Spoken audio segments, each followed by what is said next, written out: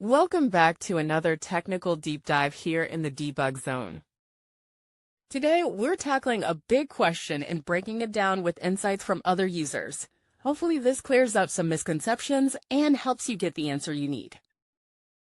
So buckle up, stay a little curious, and let's jump right in.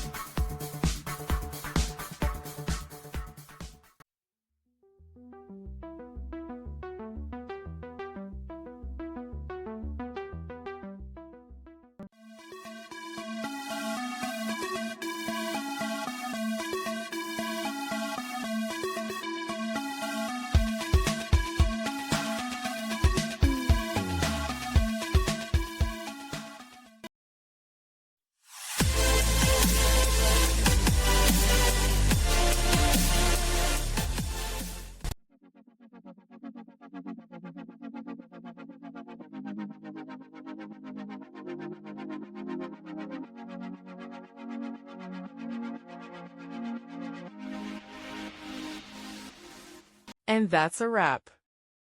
I hope you found the answer you were looking for. If you did, take a second to hit that subscribe button. It really helps out. And let me know in the comments which solution worked best for you. See you next time in the debug zone.